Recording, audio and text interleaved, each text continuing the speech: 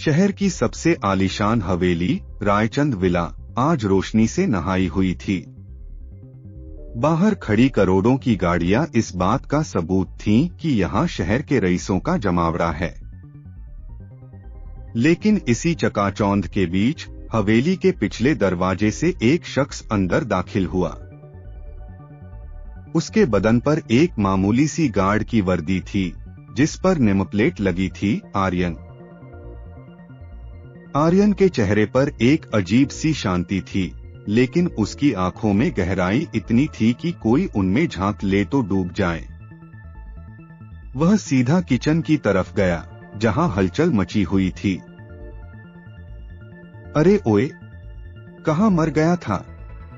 मेहमान बाहर इंतजार कर रहे हैं और तू यहाँ अब आ रहा है। यह आर्यन की सास प्रमिला रायचंद थी। आर्यन ने बिना नजरें उठाए कहा, जी माँ जी, बाहर गेट पर कुछ गाड़ियों की पार्किंग देख रहा था। माँ जी मत बोल मुझे, कितनी बार कहा है कि नौकरों की तरह रहा कर। मेरी बेटी तान्या ने न जाने कौन से जन्म के पाप किए थे जो तुझ जैसे फटीचर से उसकी शादी हुई। जा ड्रिंक्स की ट्रे उठा और मेहमानों को सर्व कर। और याद रखना, अपना मुंह बंद रखना, वरना धक्के मारकर बाहर निकाल दूंगी। आर्यन ने बस सिर झुकाया और ट्रे उठा ली। किसी को अंदाजा भी नहीं था कि जिस शख्स को वे एक मामूली गार्ड और घर जमाई समझकर जलील कर रहे थे, वह दुनिया के सबसे ताकतवर और अमीर मल्होत्रा साम्राज्य का इकलौता वारिस था। एक ऐसा परिवार जिसकी कुल संपत्ति $50 ट्रिलियन थी। लेकिन एक पारिवारिक परीक्षा के कारण आर्यन को 3 साल तक बिना अपनी पहचान और ताकत का इस्तेमाल किए एक आम इंसान की तरह रहना था। वह एक मार्शल आर्ट्स ग्रैंड मास्टर भी था, जिसकी एक उंगली के प्रहार से पत्थर टूट सकते थे, लेकिन आज वह एक ट्रे थामे लोगों की गालियां सुनने को मजबूर था। हॉल में पहुंचते ही आर्यन की नजर अपनी पत्नी तान्या पर पड़ी। तान्या बला की खूबसूरत थी, लेकिन उसकी आंखों में आर्यन के लिए सिर्फ हिकारत थी। वह शहर के मशहूर बिजनेसमैन के बेटे विकी के साथ हंस हंस कर बातें कर रही थी। विकी, जिसने आर्यन को आते देखा, उसने एक कमीनी मुस्कान के साथ कहा, ओह, तो ये है रायचंद खानदान का मशहूर दामाद, या कहूं कि शहर का सबसे महंगा कुत्ता। पूरी महफिल में ठहाके गूंज उठे। तान्या ने शर्मिंदगी से अपना चेहरा फेर लिया। उसने एक बार भी आर्यन का बचाव नहीं किया। विकी ने आगे बढ़कर आर्यन के करीब आकर फुसफुसाया, देख आर्यन, तू एक कीड़ा है। तान्या जैसी परी तेरे जैसे गार्ड के साथ शोभा नहीं देती। आर्यन ने ठंडे लहजे में कहा, विकी जी, अपनी ड्रिंक लीजिए और आगे बढ़िए। विकी को गुस्सा आ गया और उसने जानबूझकर अपना पैर बढ़ाया। आर्यन ट्रे संभाले हुए था, उसका बैलेंस बिगड़ा और वाइन के कुछ कतरे विकी के महंगे सूट पर गिर गए। तभी तड़ाक, एक जोरदार थप्पड़ आर्यन के गाल पर पड़ा। यह हाथ विकी का नहीं, बल्कि तान्या का था। तुम्हें तमीज नहीं है? मेरी पार्टी खराब कर दी तुमने।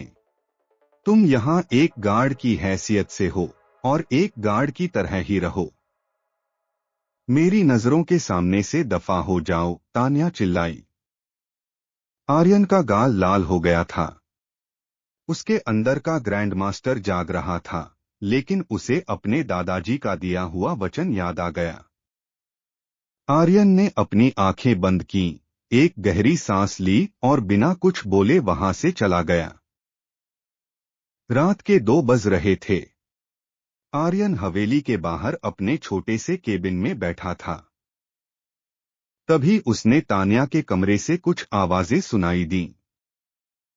वह ऊपर पहुंचा तो देखा कि तान्या और विकी अकेले थे। विकी कह रहा था, तान्या, जब तक ये आर्यन जिंदा है, हमारे रिश्ते को दुनिया स्वीकार नहीं करेगी। हमें इसे रास्ते से हटाना ही होगा। आर्यन ने यह सब सुन लिया था। थोड़ी देर बाद आर्यन को एक अनजान नंबर से फोन आया। उसे कहा गया कि वह शहर के किनारे एक गोदाम पर पहुंचे। आर्यन जानता था कि यह एक जाल है, फिर भी वह अपनी पुरानी बाइक उठाकर निकल पड़ा। जैसे ही वह अधमरा जंगल के पास पहुंचा, 3 काली गाड़ियों ने उसे घेर लिया। गाड़ियों से विकी और उसके गुंडे उतरे। क्यों आर्यन, कैसा लगा सरप्राइज? विकी ने अपनी गन निकालते हुए कहा। आर्यन ने कहा, विकी अभी भी वक्त है, वापस चले जाओ। विकी ने आदेश दिया, मारो इसे। गुंडे आर्यन पर टूट पड़े। विकी ने पीछे से आकर आर्यन पर हमला किया। आर्यन खाई के किनारे तक पहुंच गया। अलविदा मिस्टर गार्ड, विकी ने उसे धक्का दे दिया। आर्यन का शरीर गहरी काली खाई में गिरता चला गया। खाई के नीचे अधमरा जंगल था। आर्यन एक झाड़ी पर गिरा, जिससे उसकी गिरने की रफ्तार कम हुई, लेकिन वह बेहोश हो चुका था। तभी धुंध के बीच से एक वृद्ध व्यक्ति प्रकट हुए। आर्यन, मेरे बच्चे, मौत तो उन आम इंसानों के लिए होती है।